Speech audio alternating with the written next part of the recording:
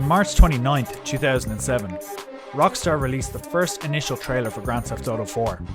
Titled Things Will Be Different, it was a cryptic video, briefly showing the face of a new protagonist with an Eastern European accent, amidst quick glimpses of a newly imagined Liberty City. Despite the ambiguity, anticipation was extremely high for the game. It had been 3 years, a gaming lifetime in the mid-2000s, since the previous GTA game, San Andreas, had been released. San Andreas was not just a critical and commercial success. It became one of those rare games to break through the niche of the medium and penetrate the social psyche. Whether you've played the games or not, and whether you view them as harmless entertainment or contributors to the corrosion of our very social fabric, almost everyone was at least aware of their existence. In that way, Grand Theft Auto stopped being a game and became a fixture of popular culture. Anticipation had reached a fever pitch when it was finally released on April 29, 2008, and the zealous fan reaction and sales numbers reflected that. At the time, it broke 3 Guinness World Records for highest grossing video game in 24 hours, highest revenue generated by an entertainment product in 24 hours, and the fastest selling video game in 24 hours. It was met with universal critical acclaim, earning perfect scores and Game of the Year awards from a litany of reputable publications and websites. To this day, it still holds the second highest Metacritic overall score for a video game ever at 98 out of 100, just behind The Legend of Zelda: Ocarina of Time. If you look at the other games in the Metacritic Top 20 all time, your Zeldas, Half-Lifes, Tony Hawk's and Super Mario's, not only were they lauded upon release, they continue to be heralded as classics today, and in many cases are even more beloved now than ever. In that respect, Grand Theft Auto 4 is something of an anomaly. In the months and years following its release, player opinion of the game began to sour. They lamented the drab colour palette, the serious tone of the story, the absence of crazy over-the-top missions and RPG elements found in its predecessor, and even took shots at the game's soundtrack. I use the word unprecedented because I genuinely cannot think of another game in history which experienced such initial universal acclaim before being subjected to such a visceral fan backlash. A backlash that remains to this day. Now, in case you haven't realised, I'm not one of those people. I think GTA 4's status as the proverbial black sheep of the series is totally unjustified. In fact, not only do I think GTA 4 is a great game, I think it's easily the best game in the series and one of the greatest games ever made.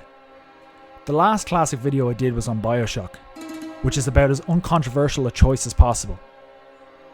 Almost everyone who has played through BioShock thinks it's an exceptional game, or at the very least a good one, so I was basically preaching to the converted. This is going to be a little bit different due to the contentious nature of the title, so it may feel like I'm on one side of the debate, listing off quality upon quality in an attempt to clarify the brilliance of this game to the non-believers. You may leave this video with the same negative feelings towards the game that you had before you watched it, and that's fine. Everyone is entitled to their opinions. My goal for this video is to state the case for this game and explain, to the best of my abilities, why I believe Grand Theft Auto 4 is one of the greatest games ever made and an absolute classic. So with that said, try to keep those pitchforks at bay and sit back, relax and enjoy the video. Grand Theft Auto 4 is set in Liberty City, a fictionalized reimagining of New York City in the late noughties. You play as Niko Bellic, a European immigrant from a former Yugoslav nation. You come to Liberty City to live with your cousin Roman, whose emails to Niko and his mother boasted of fast cars, big mansions, and even bigger American breasts. Naturally, all of this is purely fabricated, and right away Niko finds himself living on the couch of his cousin's one-bedroom apartment and taking fares at his cab stand. This is the basic setup to the story, and the game does a good job in establishing all this within the first 5 minutes of the game. It's also a good launching pad for the rest of the video, a quick synopsis for those who haven't played it, and a reminder for those who have. As with every other game in the series, Liberty City is, in many ways, the star of the show. As mentioned before, Liberty City is based on the real-life New York City. Its 5 islands are based on 4 of the city's boroughs. Instead of Manhattan, you have Algonquin. Instead of Brooklyn, you have Broker. Bohan is the Bronx. Dukes is Queens. While Alderney represents New Jersey, with Staten Island being the only one of the boroughs not recreated.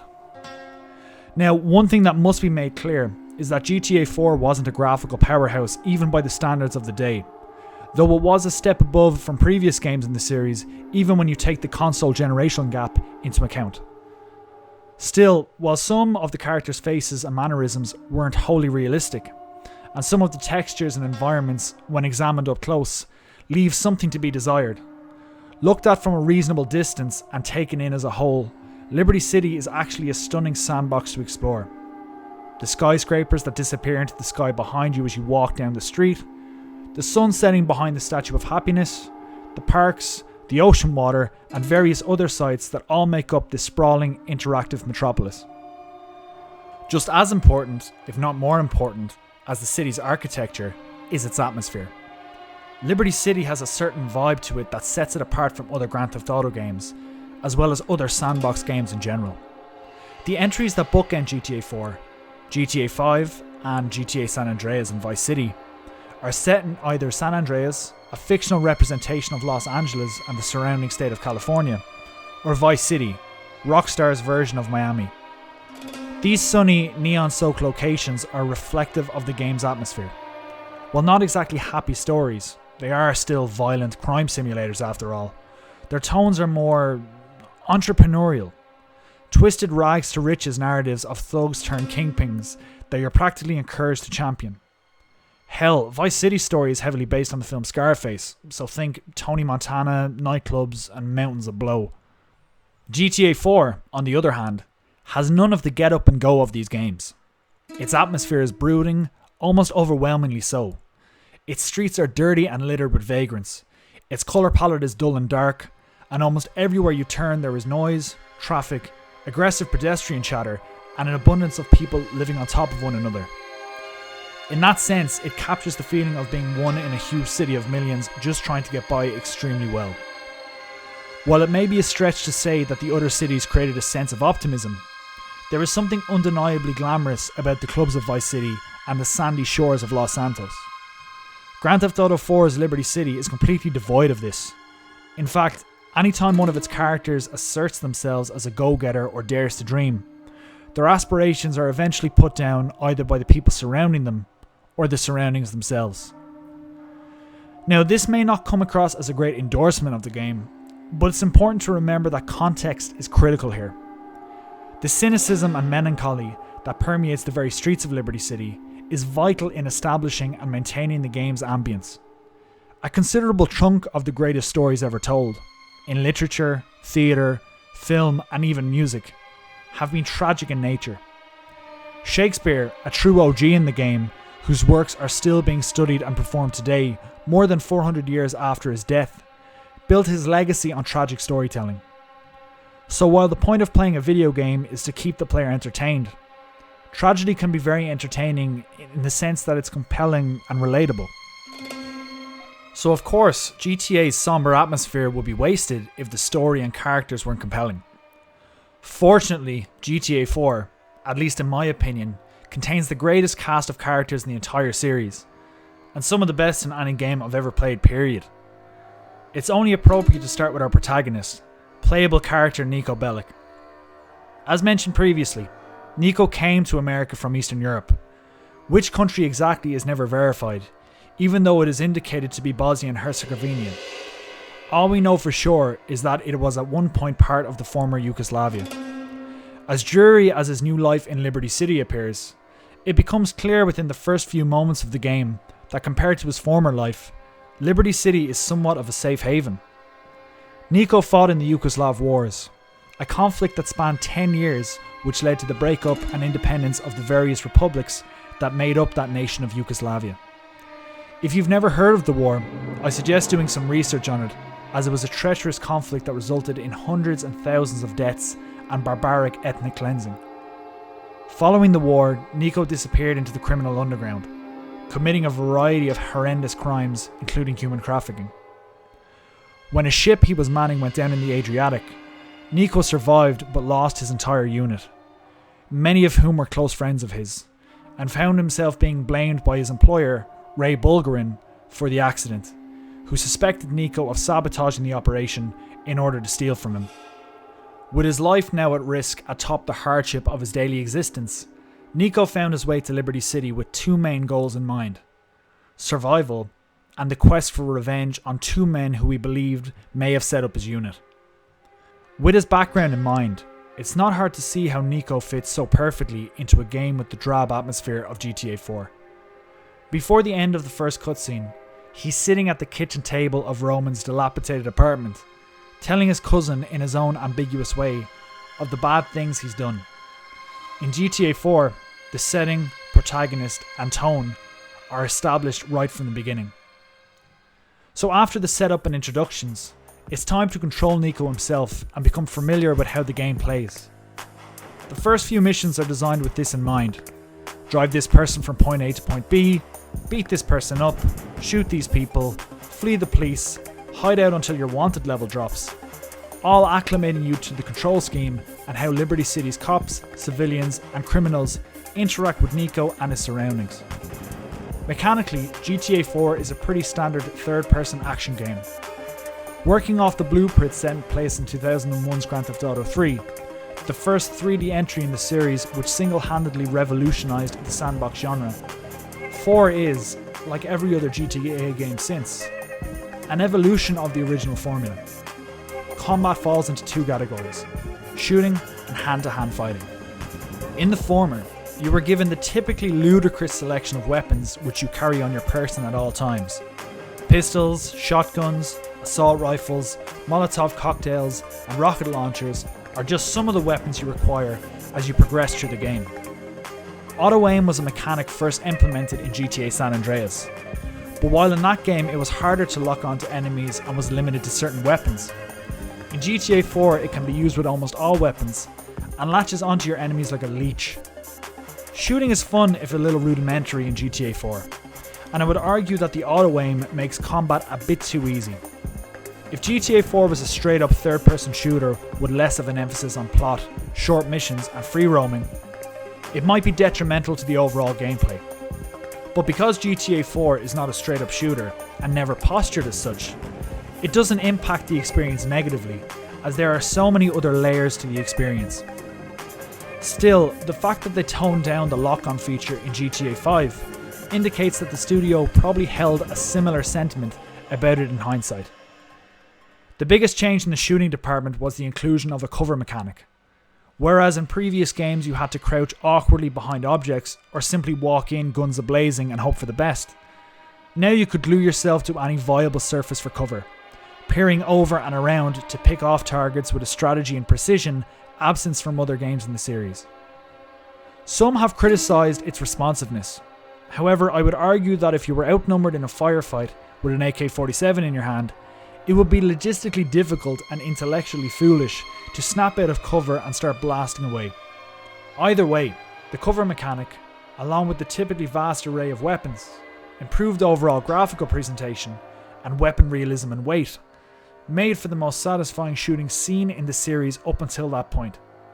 And when looked at in the context of the sandbox action genre, it is more than satisfactory. Hand-to-hand combat was a different story, and is one of the more underrated features in GTA 4.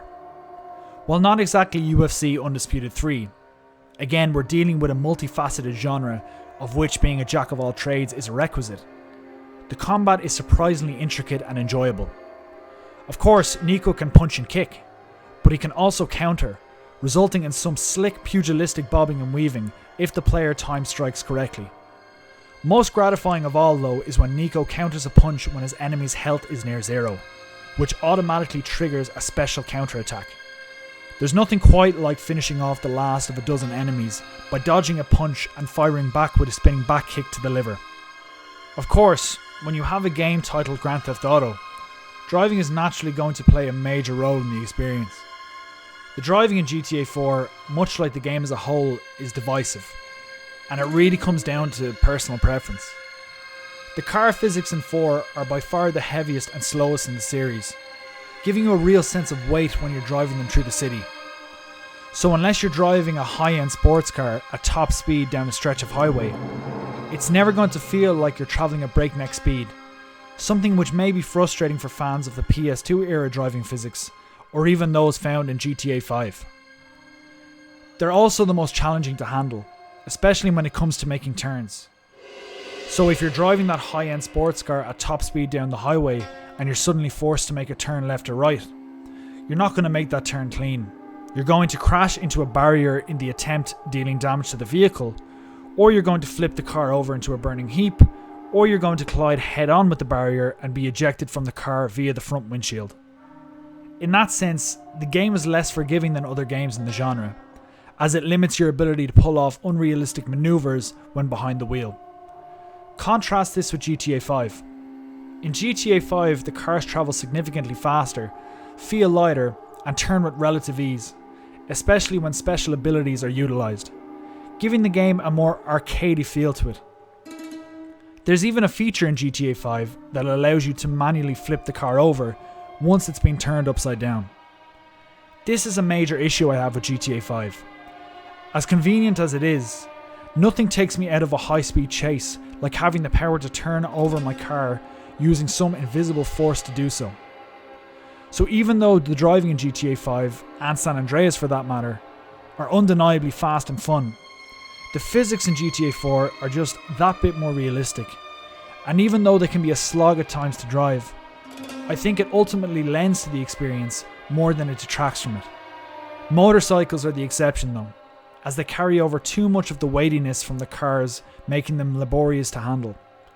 And even though they tweaked this a little bit in the episodes from Liberty City expansion pack, I feel they really did a better job with bike handling in GTA 5. Now, while it's relatively easy to talk about Grand Theft Auto 4's gameplay mechanics, graphics, concept and setting by themselves, the other elements of the game are harder to talk about separately, because they are so intricately woven together. Hell, I even found it difficult discussing Liberty City itself without trailing off on tangents about other aspects of the game. So while I'm going to do my best to keep the rest of the video as structured as possible, I cannot just go through the game feature by feature, point by point.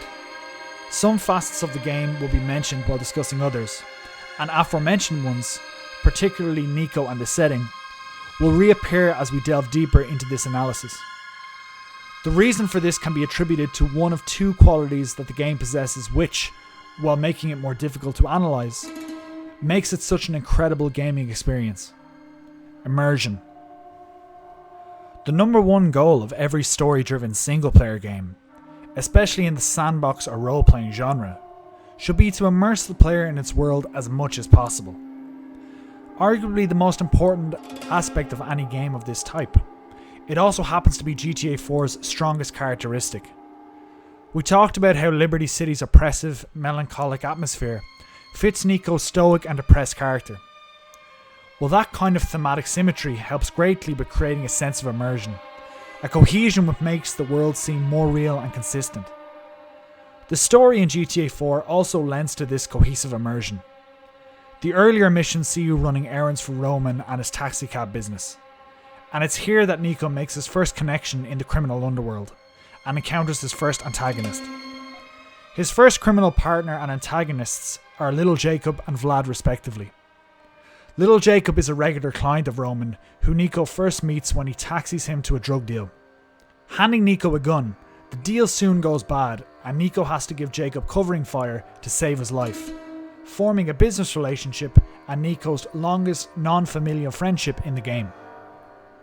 Vlad, on the other hand, is Roman's loan shark who threatens him and his business over unpaid gambling debts. Nico, in an attempt to relieve some of the debt and make some extra cash too, does grunt work for Vlad before, minor spoiler alert, killing him for allegedly having an affair with Roman's girlfriend Mallory, who he, incidentally, cheats on constantly, and for his constant disrespect. So although both characters and their relationships with Nico are completely different, their individual purposes in the game and roles in the story are actually quite similar. While Jacob is chill, quiet Jamaican, and Vlad is an obnoxious, hyper-aggressive Russian, both men are killers involved in drug dealing, gang warfare, and extortion. Both men occupy their own position in the underbelly of Liberty City and embody the coldness and harshness of that world. And both men open the gateway back into a life of crime and violence for our own protagonist. Both men have contrasting personalities, which is good. It's important to have variety in your characters so not everybody acts or speaks the same way. Even still, through the commonality of violence and criminality, they both contribute to the game's atmosphere, and by extension immersion, in very similar ways. The end of the Vlad and Jacob missions act like the unofficial closing of the first chapter of Grand Theft Auto 4. By this point, the majority of the gameplay elements have been introduced and utilised by the player. You faced your first major antagonist and gained a new ally, and many elements of the game's plot and its characters have been solidified. Roman's gambling and womanizing, Jacob's reliability, the sociopathic and opportunistic nature of your enemies, Nico's unwavering loyalty to his friends and family, a loyalty which caused him to murder to protect his cousin. By this point, you are no longer learning the ropes in GTA 4. You understand the game's core mechanics, as Nico finds himself slotting into a familiar role as criminal in a now somewhat familiar city. So as the map and the plot strands expand, opening up more missions and bringing about new friends, foes and extracurricular activities, we finally get into the meat of GTA 4. It's around this time that Grand Theft Auto 4 really shines. Most of the map is now accessible to the player, and every other mission introduces a new character for Nico to seek employment from, hang out with, kill, or a combination of the three. It's here that the second key element of the game comes into play: pacing. I have played very few games, and certainly none within the GTA series, that are paced as well as GTA 4. That opening chapter, set only in the island of Broker, is a slow build, sure, but it trickles out just enough new elements to the plot, Nico's character, and controls to keep the player entertained, while also being brief enough to prevent any monotony from setting in. I can say without any hyperbole that I have never been more engrossed while playing a video game than I was the first time I played through the middle section of Grand Theft Auto 4. One of the biggest reasons for this are how the new characters that are introduced to provide new missions and push Nico's story forward. In Broker, Packy McGreary, a young hood from the Irish mob, is a charming crook who starts out as an employer for Nico before becoming one of his best friends in the city. On the same island, Brucey Kibbutz is a car-dealing, steroid-abusing wannabe entrepreneur who pays Nico to boost cars and shut his detractors up. Up in Bohan, Elizabeth Torres provides gainful employment as one of the biggest drunk kingpins on the island. Meanwhile, on the bustling metropolis that is Algonquin, Ray Bacino and his associates introduce Nico to the world of the Italian mafia, while another wannabe entrepreneur and self-professed philanthropist, Playboy X, uses you as a hired gun to eliminate rival dealers and contractors. The diversity of these people is what keeps things interesting from a character perspective. And when I say diversity, I don't mean ethnically. This isn't a college essay about the importance of racial representation in media, even though the aforementioned characters do in fact span a litany of races and genders. Rather, I mean a diversity of personalities.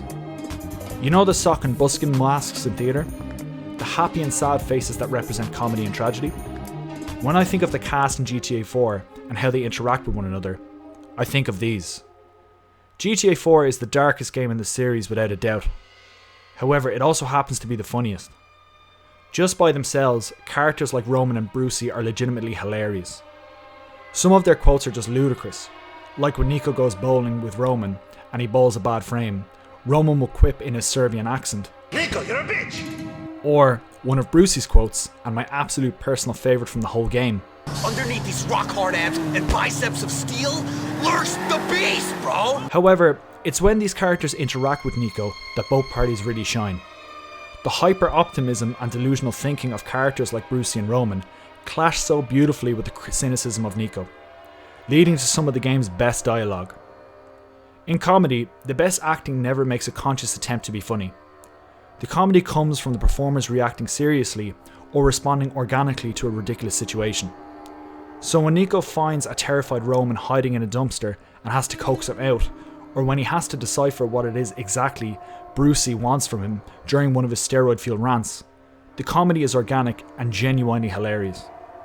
Conversely, employers like Ray and Elizabetha play more like characters from The Sopranos or The Wire.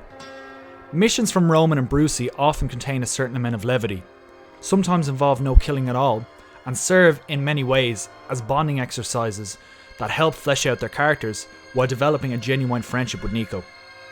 But missions for Elizabetha and Ray are all business, and incur very real and lethal consequences for somebody. Ray is a serious mobster, whose preoccupation with a set of diamonds, a crucial plot point that, without delving into spoiler territory, permeates much of the game's story, puts Nico in precarious positions, like a shootout with a Dominican gang in a high-rise or a murderous bike chase through a subway tunnel. Elizabetha, as previously mentioned, is a big-time drug pusher in Bohan, who tasks Nico in overseeing many big-time drug deals in the city.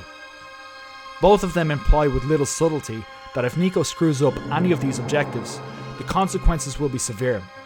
Or, as Ray so eloquently puts it while briefing Nico on a mission, "You mess up, bad things are gonna happen." It should come as no surprise that neither character is particularly funny. However, both are believable in the context of the world Nico inhabits. Their insidious auras help add to the atmosphere of the game, which, again, makes it even more immersive. Another facet of the characters, which is a testament to the quality of the game's story writing, is how interconnected the game's characters are with one another. Any character of any significance that Nico comes across will know at least one other character in the game that Nico has dealt with. Roman introduces you to Brucey and Jacob. Roman's girlfriend Mallory is friends with Elizabetha, who works with Paki, who works for Ray, and so on and so forth.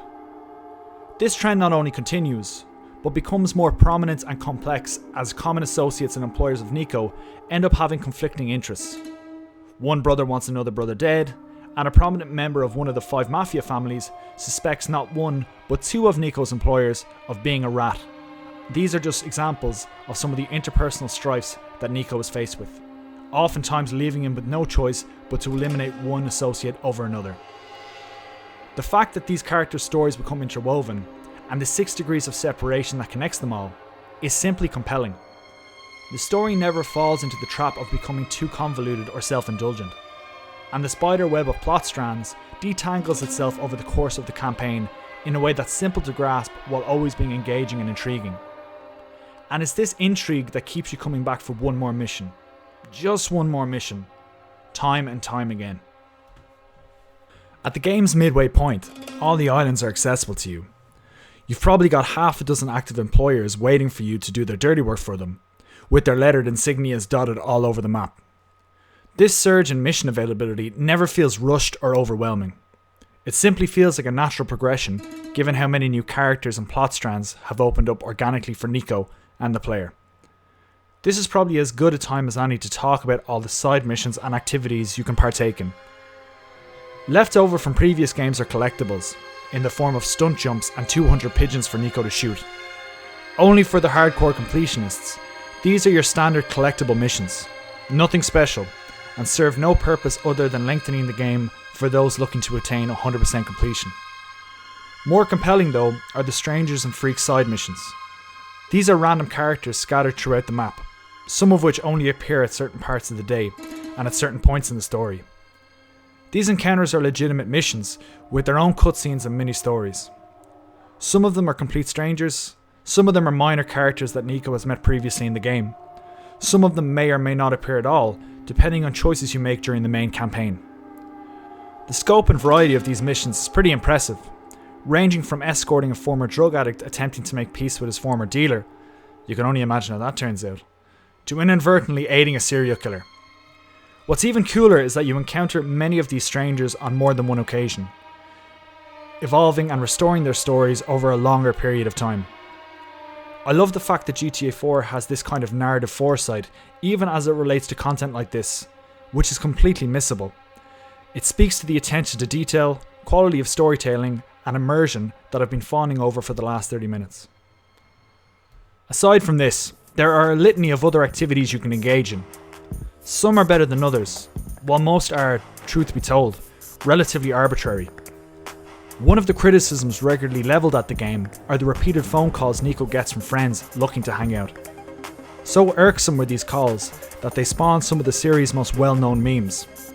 While I can see this becoming irritating for some players, these inconveniences are actually pretty avoidable. Firstly, you can simply say no to bowling with Roman.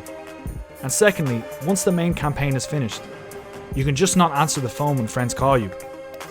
but it would be foolish for the player not to engage in these activities at least a handful of times. For one, the conversations Nico has with his friends on their way to do an activity reveal new details about Nico and, just as crucially, offer crucial insight into his friends' lives.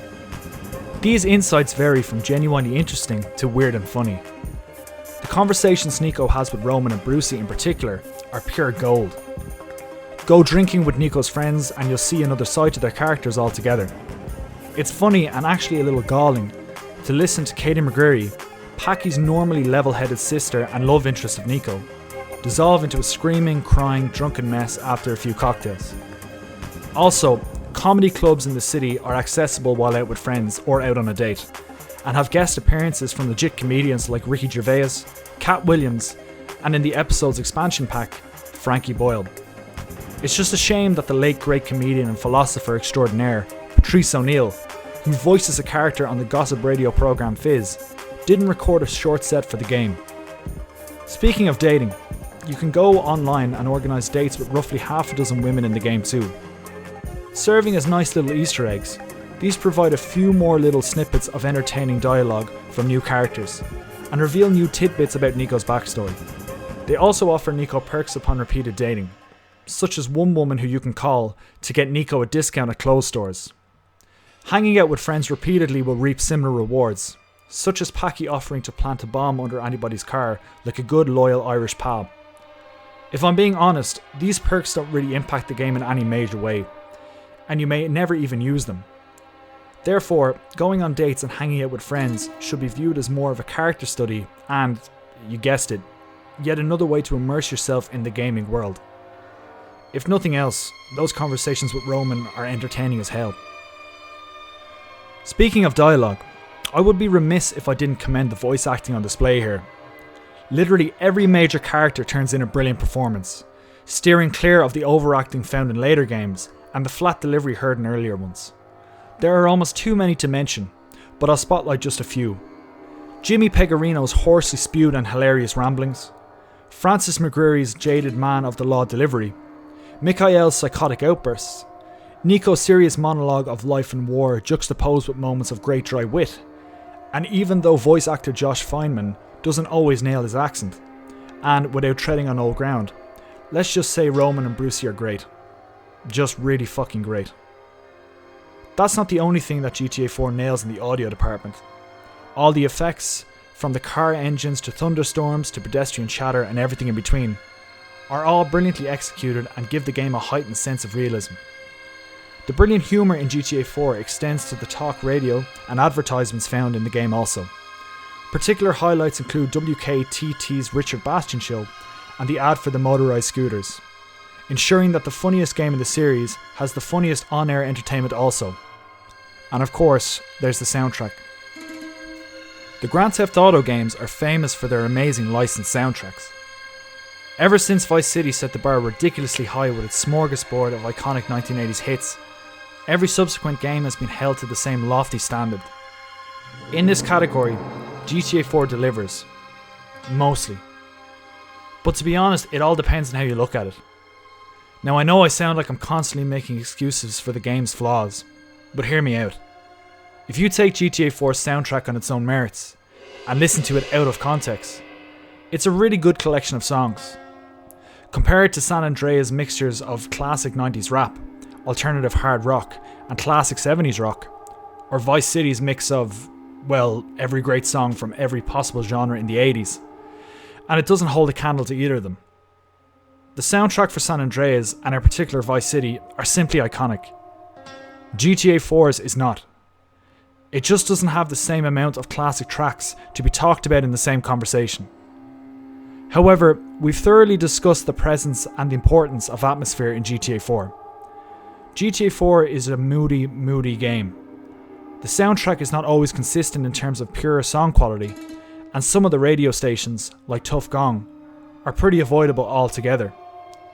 So while you may skip over a lot of filler looking for the right track, when you find it, it nails the mood of the experience just as well, if not better, than any other game in the series. Songs like Goodbye Horses by Q Lazarus, Heaven and Hell by Black Sabbath, Zay Twig by Aphex Twin, Criticised by Alexander O'Neill, and Let's Get Lost by Chet Baker not only suit the ambience of the game, but actually elevate it to another level.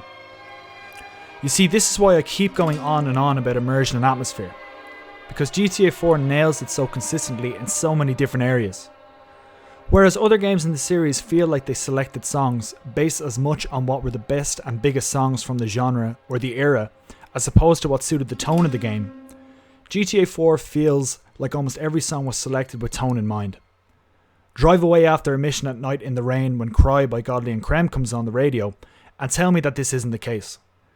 It's moments like that make GTA 4 so special, and make the player feel, if just for a moment, like they're actually traversing the gritty streets of Liberty City for real. The episodes from Liberty City Dual Episode Expansion Pack actually contains its own soundtrack in place of the game's original. Some radio stations are made worse for it, like Liberty Rock Radio, while others, like dance and techno station Vladivostok FM, contain significantly better songs in the expansion pack. I'm not going to go into any real detail about episodes from Liberty City here, as I want this video to be solely about the original Grand Theft Auto 4 game. But the fact that each of its 2 episodes have their own story, vibe, corresponding soundtrack is indicative of a studio that actually wants to go the extra mile to ensure the quality and authenticity of its product. It's also worth mentioning that these stories don't exist in a vacuum. In fact, their protagonists, Johnny and Louise, make appearances in the main game, are connected with Nico, and are an integral part of the main story. One mission actually has all 3 protagonists appearing at the same time in a museum shootout. The part they play in the game as a whole is so important, in fact, that the story is only fully resolved upon completing the 3 protagonists' respective campaigns. You may have noticed that I'm not divulging too many details about GTA 4's story here, and that's because I don't want to. So sure am I of the brilliance of this game that I don't want to spoil it for those of you who've played it but not till completion, and for the few of you who've never played it at all. Needless to say though, GTA 4's story of betrayal, revenge, humanity, and criminality is as well written as anything you're likely to find in the medium. And that's all I'm going to say about it. I know I'm coming across as a bit of a preachy asshole in this video, but trust me, play it, you'll love it. And if you don't love it, fuck man, I don't know what to tell you. So in the end, what is Grand Theft Auto 4?